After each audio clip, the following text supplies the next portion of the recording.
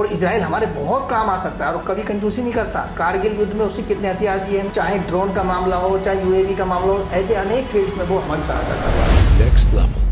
नमस्कार दोस्तों, आज हमारे साथ भारत के जाने माने उपन्यासकार एवं अंतर्राष्ट्रीय मामलों के जानकार श्री कपिल ईशापुरी जी उपस्थित हैं।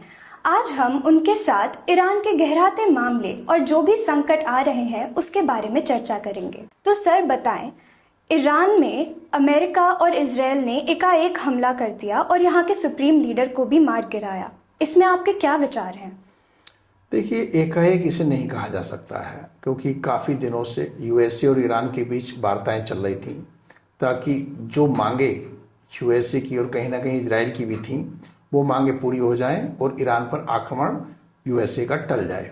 लेकिन लगातार वार्ताएं हुई, पहले टर्की में हुई, फिर ओमान में हुई, सारी वार्ताएं विफल हो गई और ईरान ने अपने मिसाइल प्रोग्राम या अपने परमाणु कार्यक्रम दोनों को ही रोकने के लिए मना कर दिया और वो अड़ा रहा और वो बार बार ये कहता रहा कि अमेरिका के किसी भी हमले का मुंह तोड़ जवाब दिया जाएगा। वहाँ के जो सुप्रीम लीडर अयतुल्ला खुमैनी थे वो किसी भी हालत में अमेरिका से झुकने के लिए तैयार नहीं थे अमेरिका के सामने, क्योंकि 1979 की क्रांति के बाद वहाँ पर इससे पहले इनके पिता वहाँ के एक तरह से सर्वेसर्वा थे, फिर उसके बाद ये बने, ये अमेरिका के खिलाफ ही सत्ता में आए थे, अमेरिका का विरोध करके ही सत्ता में आए थे। तो नैतिक रूप से ये अयतुल्ला खुमैनी अमेरिका के सामने ज़्यादा नहीं झुक सकते थे, क्योंकि ज़्यादा झुकते तो एक मैसेज जाता ईरानी की जनता में ही नहीं पूरे विश्व में जाता कि अयतुल्ला खुमैनी झुक गए, तो उनकी जो साख, जो क्रेडिट उन्होंने पूरी लाइफ में बनाया था वो ख़त्म हो जाता। तो मैंने पिछले वीडियो में कहा भी था कि वो एक लेवल के बाद ईरान नहीं झुकेगा, वही हुआ, वो नहीं झुका और अमेरिका तो बहाना खोज जाता आक्रमण करने का, क्योंकि अमेरिका की साख को भी बट्टा लग रहा था। लगातार पूरे विश्व बरादरी में मैसेज आ रहा था कि अमेरिका अब इस समय ईरान से कहीं ना कहीं डर रहा है, घबरा रहा है अपने नुकसानों को देखते हुए, और इजराइल चाह रहा था कि यही मौका है जब वो ईरान को नेस्तनाबूद कर सकते हैं, उसके परमाणु कार्यक्रम को हमेशा के लिए खत्म कर सकते हैं। तो हमला तो होना ही था, अचानक नहीं कह सकते इसे। मेरे हिसाब से तो काफी समय खिंच गया, पहले ही आक्रमण हो जाना चाहिए था। आक्रमण हो गया और वहां के सुप्रीम लीडर को भी उन्होंने एलिमिनेट कर दिया। सर, आपकी दृष्टि में किसी भी देश के किसी सुप्रीम लीडर को इस तरीके से मार गिराना कहाँ तक उचित है? लोकतांत्रिक दृष्टि से कहो या मानवतावादी दृष्टि से कहो या वैश्विक दृष्टि से कहो, ऐसा करना किसी भी देश के लिए ठीक नहीं है और यूएन के हिसाब से, यूएन चार्टर के हिसाब से भी ऐसा करना ठीक नहीं है। लेकिन अमेरिका हमेशा से ऐसा करता आया है। अमेरिका ने इससे पहले जब इराक में सद्दाम हुसैन ने उन्हें आग दिखाई थी तो सद्दाम हुसैन को भी उन्होंने फांसी दी थी और इराक को बर्बाद कर दिया था। उसके बाद उन्होंने लीबिया जैसे कई देशों में भी हस्तक्षेप किया था। मूल कारण है तेल, जिसको काला सोना कहा जाता है। यहाँ पे भी यही हुआ, क्योंकि खमनेई जो है बहुत दिन से अमेरिका की आंखों में चुभ रहे थे, वो इजराइल की आंखों में चुभ रहे थे, वो मानने को तैयार नहीं थे, फतवे भी जारी करते थे। इससे पहले हमने देखा सलमान रुश्दी एक बड़े लेखक हुए हैं, अभी अभी उनकी आंख पे एक आंख खराब कर दी हमला करके लोगों ने। सलमान रुश्दी के खिलाफ भी इन्होंने फतवा जारी किया। इस्लाम को लेकर ये कई बार फतवे जारी करते रहे हैं। तो ये आंखों में चुभ रहे थे इजराइल और यूएसए दोनों की। अब इस समय इन्होंने मौका दे दिया। अगर ये अपने परमाणु कार्यक्रम को लेकर थोड़ा बैक हो जाते या मिसाइल कार्यक्रम को लेकर थोड़ा बैक हो जाते तो निश्चित रूप से हमले से बच सकते थे। लेकिन ये नहीं माने, अयतुल्ला खुमैनी ये मानते ही नहीं थे, ये झुकने के लिए तैयार नहीं थे। इनको एलिमिनेट करना उन दोनों के लिए जरूरी हो गया था। और अमेरिका का जो वर्चस्व है पूरी दुनिया में अभी भी है, हालांकि पहले जैसा नहीं रहा है, उस वर्चस्व को बनाए रखने के लिए जब अयतुल्ला खुमैनी उनको इतनी धमकी दे चुके थे तो उसके लिए आक्रमण करना और उनको एलिमिनेट करना जरूरी हो गया था। गलत है, लेकिन ताकतवर के लिए कुछ गलत नहीं होता। नैतिकता कमजोरों के लिए होती है, जो ताकतवर है वो करता है अपने वर्चस्व के लिए। सर, भारतीय पीएम की 2 दिन की यात्रा के बाद ही यह हमला कैसे हो गया? क्या ये यात्रा भारत के लिए इस समय जरूरी थी? भारतीय प्रधानमंत्री की यात्रा पहले से ही फिक्स थी। पहले बेंजामिन नेतान्याहू यहाँ आने वाले थे, लेकिन फिर बाद में ऐसा हुआ कि भारतीय प्रधानमंत्री को वहां जाना था, ये पहले से फिक्स थी। 1 हफ्ते पहले भी बेंजामिन नेतान्याहू ने कहा था, अरे आपको पता है, इजराइल में कहा था कौन आने वाला अगले हफ्ते? भारतीय प्रधानमंत्री नरेंद्र मोदी। वास्तव में दोनों नेता बहुत अच्छे मित्र हैं और इनकी अंडरस्टैंडिंग बहुत अच्छी है। और जब से नरेंद्र मोदी आए हैं तब से इजराइल और भारत के संबंध बहुत ऊंचाई पर पहुंचे हैं। पहले हम स्ट्रेटेजिक पार्टनर थे और इस यात्रा के बाद हमने स्पेशल स्ट्रेटेजिक पार्टनर का दर्जा एक दूसरे को दे दिया है। ये बहुत बड़ी चीज है। इजराइल के संबंध भारत के लिए बहुत जरूरी हैं। इससे पहले की सरकारों ने उस गंभीरता को नहीं समझा। इजराइल को हमने जो मान्यता दी, सीमित मान्यता 1952 में दी, 1992 में भारत और इजराइल के पूर्ण राजनीतिक संबंध स्थापित हुए जब प्रधानमंत्री नरसिम्हा राव थे। नरसिम्हा राव साहब ने कई काम अच्छे किए, उन्होंने आर्थिक उदारीकरण भी शुरू किया, इजराइल से भी संबंध अच्छे सुधारे। उसके बाद प्रधानमंत्री अटल बिहारी वाजपेयी के समय में इनके संबंध, भारत और इजराइल के संबंध और अच्छे हुए। बीच में दूसरी सरकार आई, कांग्रेस की सरकार आई, तब थोड़ा ठंडापन रहा रिश्तों में। लेकिन जब वर्तमान प्रधानमंत्री भारत के प्रधानमंत्री बने नरेंद्र मोदी जी 2014 में, उसके बाद दोनों के रिश्ते नई ऊंचाई पर पहुंच गए। और इस समय इस यात्रा के बाद भारत को बहुत लाभ पहुंचा है। तो यात्रा टालना उचित नहीं था, क्योंकि यात्रा पहले से फिक्स थी। और इसमें आप देखिए 17 समझौते दोनों देशों के बीच हुए, अनेक घोषणाएं हुई। इन समझौतों में रक्षा, साइबर सुरक्षा, एआई, सेमीकंडक्टर, एग्रीकल्चर, और इसमें एक और महत्वपूर्ण समझौता हुआ है श्रमिकों को इजराइल भेजना। अगले 5 साल में भारत 50,000 श्रमिकों को इजराइल भेजेगा। इससे 50,000 लोगों को हमारे 50,000 लोगों को वहां पर रोजगार मिलेगा और इजराइल में जो श्रमिक है उनकी कमी पूरी होगी। तो बहुत गहरे संबंध बन गए हैं दोनों देशों के। और उससे भी बड़ी बात यह है कि इजराइल ने यह कहा था पिछले दिनों कि अब इजराइल यूएसए पे रक्षा जरूरतों के लिए पहले की तरह निर्भर नहीं रहना चाहता है।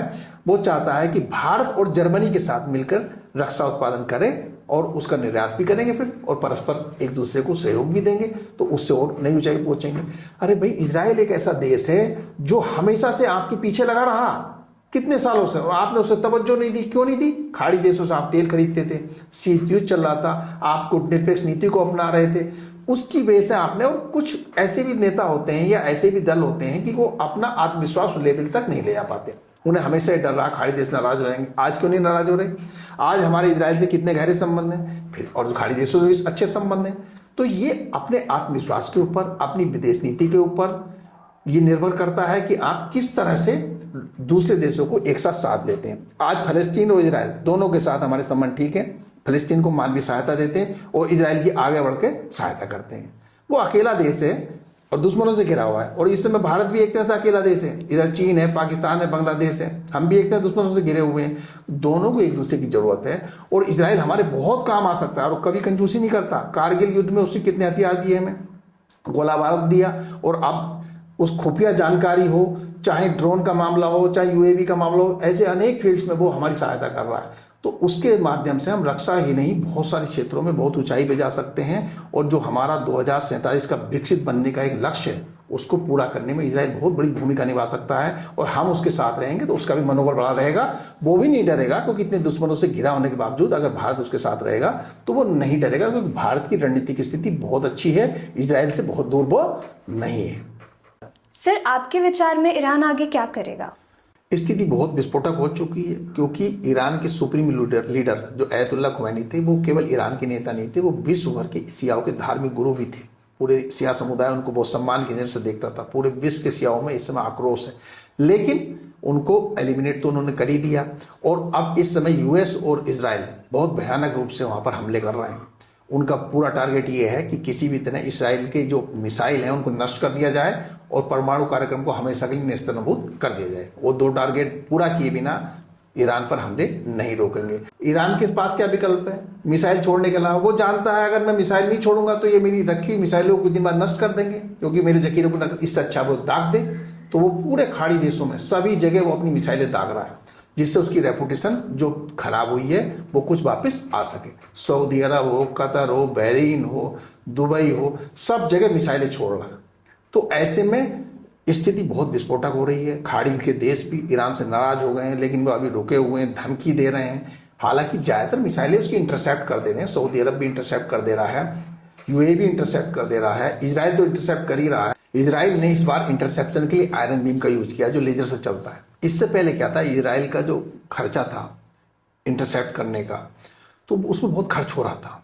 वो सस्ता सा ड्रोन छोड़ देता है ईरान और उसका बहुत खर्च हो जाता था। अब उसने लेजर के माध्यम से बहुत सस्ता विकल्प खोज लिया है, तो आने वाले समय में इसका बहुत लाभ मिलेगा।